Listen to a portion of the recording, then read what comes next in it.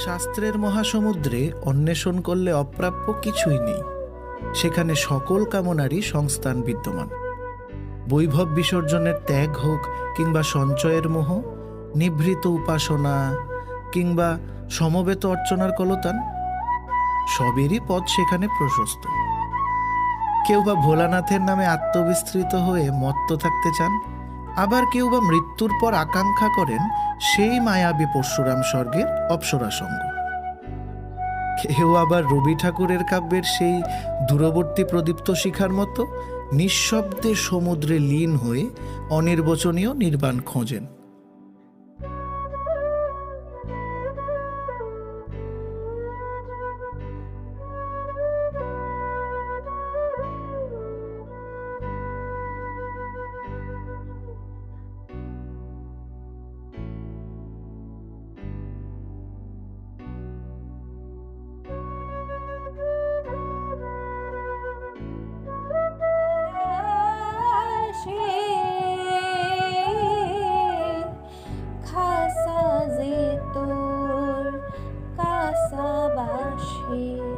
মন তুই রইলি খাসারাশে,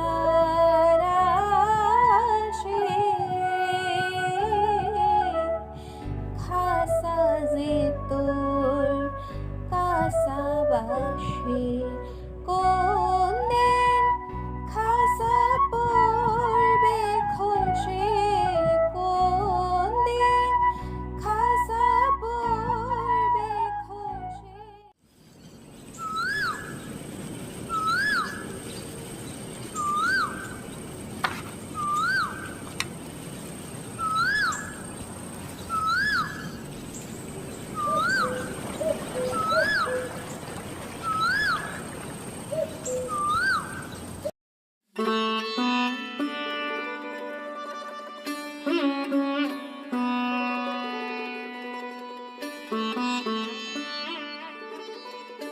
পুজোর আগে লাড্ডু খাবি না কিন্তু।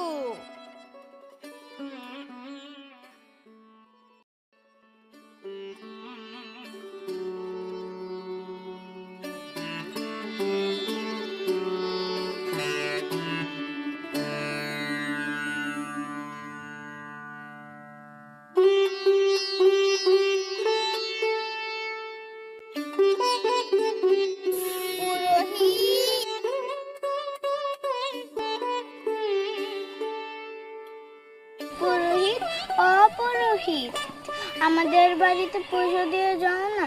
আমি সকাল থেকে উপোস করে আছি, খুব খিদে পেয়েছে, অঞ্জলিও দিইনি। কিন্তু আমি তো পায়ে পড়ি তোমার, পুজোটা দিয়ে যাও না গো, খুব খিদে পেয়েছে গো, তোমার দুটি পায়ে পড়ি গো।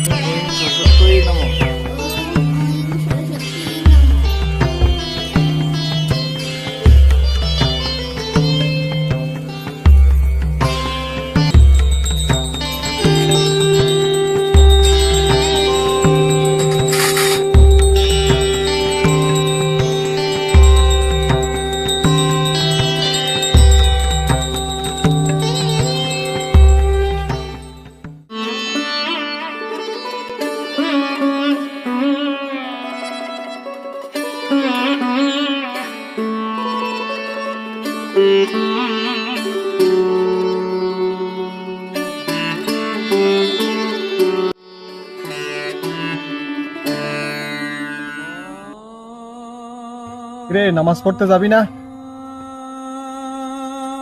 তুমি যাও, আমি আসছি। আচ্ছা। জাত গেল বলে। সৈয়দ মুজতবা আলী, তিনি মুসলিম হলেও হিন্দু ধর্ম সম্পর্কে তার ছিল অগাধ পাণ্ডিত্য। পুজোর আচার পদ্ধতি, ঠাকুরমশাইয়ের ভক্তি দেখে তিনি যে দক্ষিণাটি পেয়েছিলেন সেটি নিয়ে হাসি মুখে বাড়ি ফিরে এসেছিলেন। পরে মুজতবা আলী সাহেব বলেছিলেন, জানি না মাতা সরস্বতী এই বিধর্মীর পুজোতে অসন্তুষ্ট হলেন কি না, তবে আশা করি তিনি ওই উপসী বাচ্চাটির শুকনো মুখের হাসি দেখে অন্তত এই অধমকে ক্ষমা করবেন। যেখানে ধর্মীয় সংকীর্ণতা নেই, গোঁড়ামি নেই, সেখানেই তো ঈশ্বর থাকেন। মানুষের ধর্ম তো একটাই, মনুষ্যত্ব।